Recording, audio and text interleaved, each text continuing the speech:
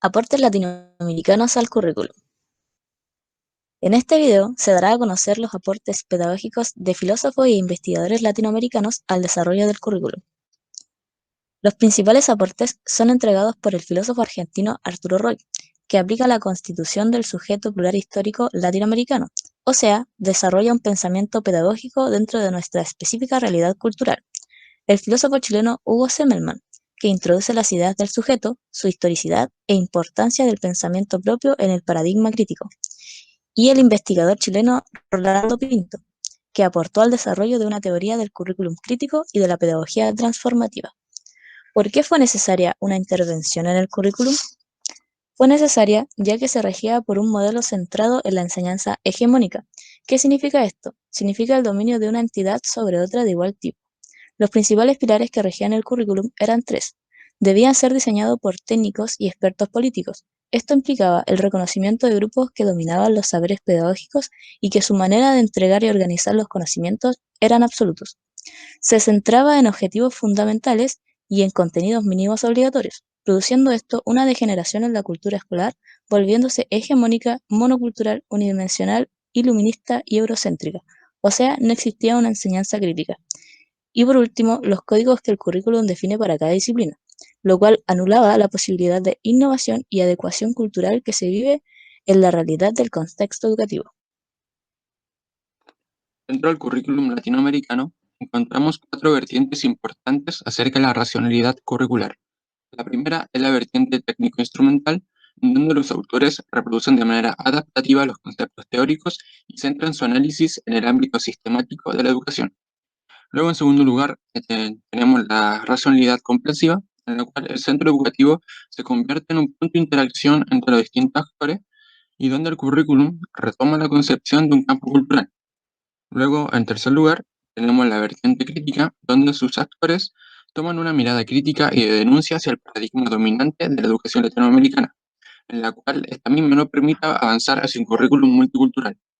Finalmente, como última vertiente, está la vertiente crítico-transformativa, la cual retoma elementos de la vertiente mencionada anteriormente, pero a la vez intenta cuestionarse el cómo incorporar prácticas reales de cambio dentro de la educación latinoamericana.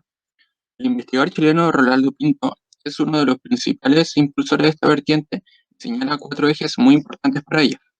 La primera es la idea de que el currículum no es solamente una transmisión de conocimientos ni la construcción de un sujeto crítico moderno. Como segundo eje tenemos la importancia de la comunicación, la nosología y ontológica para que sean un pilar fundamental en el desarrollo del currículum.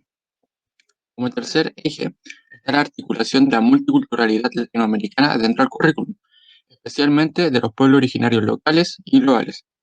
Finalmente, como cuarto eje, está la reorganización del poder en el microclima organizacional y cultural de la educación. ¿Qué nos intenta decir el currículum latinoamericano? El currículum latinoamericano nos habla de que es fundamental formar un profesor contextualizador y generador de autonomía, siendo esta ignorada o impedida de ser desarrollada por parte del currículum conservador. La racionalidad adaptativa privilegia y elogia las formas de evaluar, calificar y ver los objetivos de manera tradicional, sistema que viene rigiendo desde hace décadas. Por otra parte, el condicionamiento proviene desde la época de los 90, siendo la reforma educativa impulsada por organismos como el Banco Mundial. Estos dos demuestran cómo los estratos sociales crean tres estructuras. La tecnocrática, el cual se centraliza en orientar, diseñar y evaluar el cambio educativo curricular en cada país.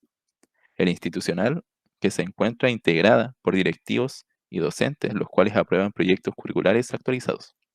Y por último, el aula, el cual nos habla de los márgenes de cómo la acción del docente irá de la mano junto a la selección de contenidos, procesos, proyectos, entre otros, permitiéndole innovar siempre y cuando éste se encuentre dentro de los márgenes del currículum actual. ¿Hay subordinación en la adecuación? La concepción política del docente prioriza la profesionalización de la docencia, pero en un sentido particular, el cual se basa en enseñar para que el otro aprenda. Esto hace destacar que la docencia es un adiestramiento antes que una formación integral, lo cual quiere decir que en Latinoamérica se centra en una ruptura práctica pedagógica, haciendo esta contradictoria y conservadora. A modo de conclusión, Latinoamérica se ve en la necesidad de una ruptura con los marcos tradicionales, para así acercar el currículum a la realidad que se vive en Latinoamérica, siendo el principal foco la educación de los alumnos, y cómo estos logran no solo desenvolverse en el aula, sino también a la vida cotidiana, logrando así la reconstrucción de saberes tales como teoría, modelos educativos, conocimientos disciplinarios y entre otros.